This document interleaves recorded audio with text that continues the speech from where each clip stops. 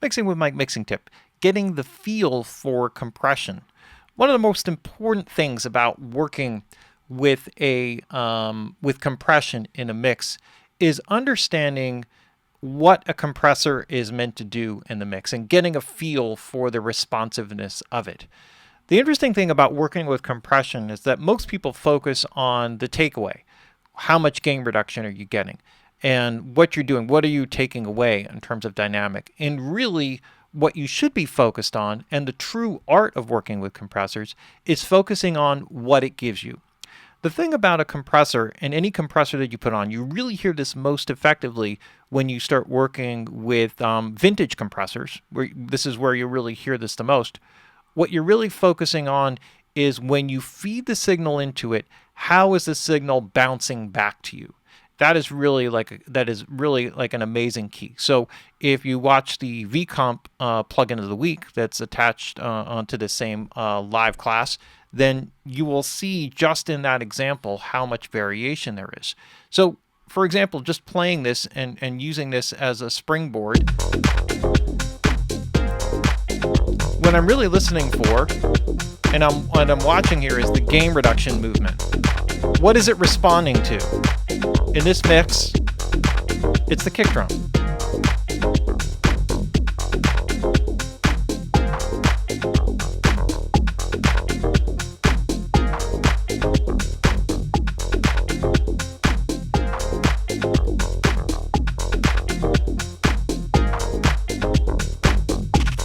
So when I listen to the mixer, what you want to listen for the vibe, just kind of get into the movement. You can even close your eyes, and I'm going to put it in 3, 2, 1, in.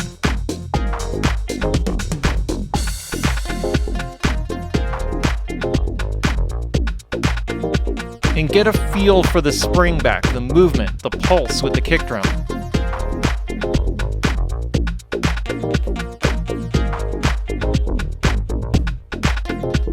Now, let me I'm going to go to a different setting here, which is a lighter ratio.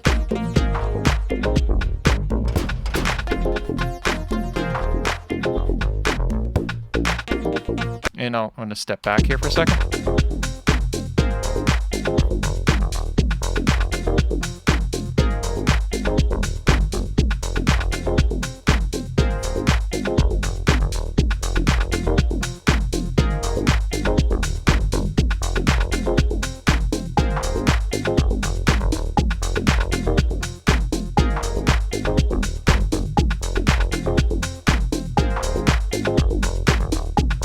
So what you're really listening for is how does it kind of vibrate or move the music.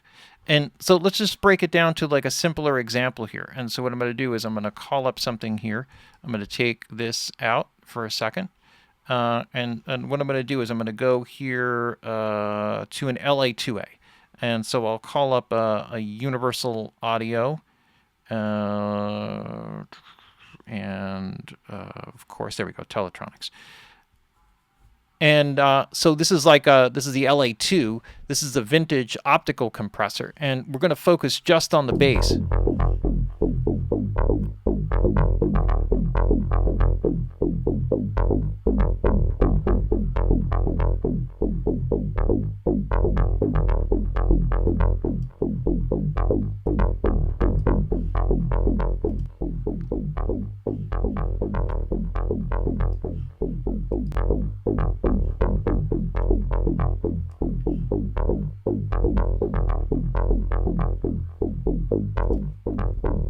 So notice when you listen to the sound, notice how this affects the openness of the sound or the actual depth and character of the sound. And that'll be more of an indication of the actual movement or the pump or like how the compressor is bouncing back. Not a lot of gain reduction. That's not the point.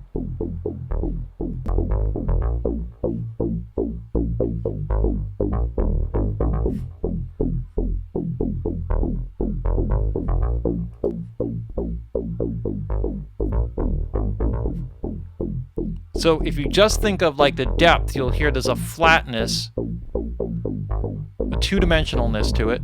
And then when I put it in,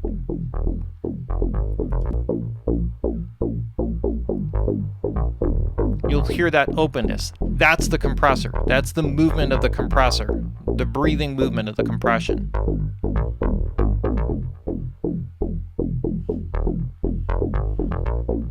So you can hear this like very effectively. For example, a classic one that does this incredibly well. Let's just kind of get into the SSL bus compressor and focus on this for a second. Oh, this is the actual SSL's. This is not the one I wanted to go for. Hold on one second here. Let me go.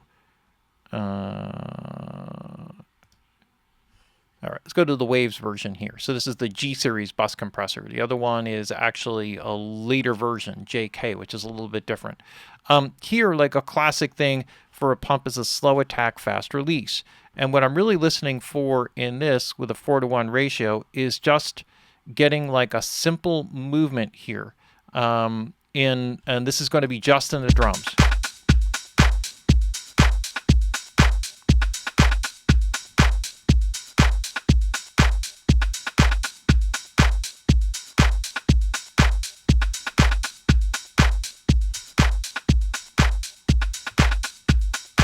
Again, what I want you to listen for is the depth and movement. Notice how everything sort of comes forward in the speaker, like all sounds, it feels like it's on a little bit of a linear plane.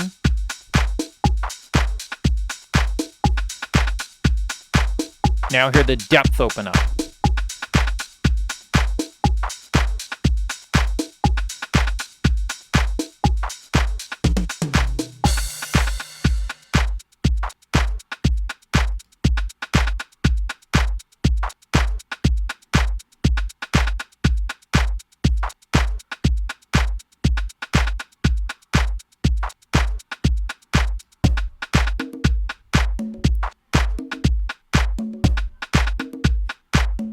And this is the thing, the vibe that you're going for. So whatever the attack and release times are, what you really want to respond to, and this is true, it comes through sometimes most clearly when you're working with a vintage emulation. But this also would be true just as well for, although it may not have the tonal character of this, but I could do this just very simply with a Renaissance compressor, just to kind of give you a basic idea that this basic principle, this idea is basically the same. So if I go to a similar type of setting, and the way that the SSL compressor setting works is slightly different, that attack characteristic or slope, but I'll kind of work with this, and I'll work with similar settings just to kind of show you how you can kind of create this.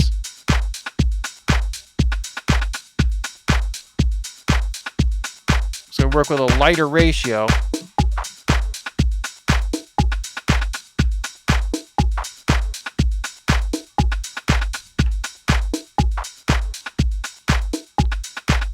And so feel the difference here in terms of the depth.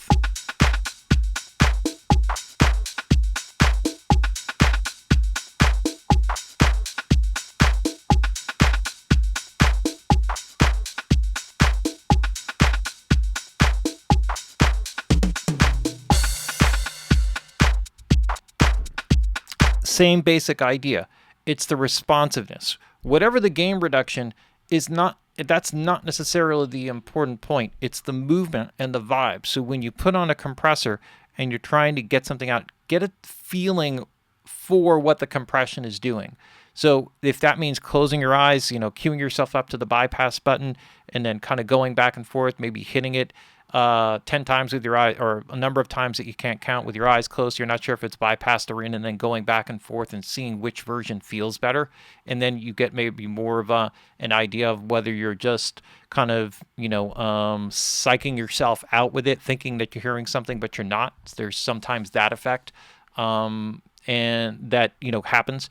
But this basic idea of getting used to what a compressor feels like, if you can capture that, then your whole perspective on working with compressors will completely change, because now you'll be using compression to make things dynamic as opposed to taking away dynamic. one of the most gross misunderstandings about compression and the way that compression is used. And that is the Mixing with Mike mixing tip of the week, getting the feel for compression.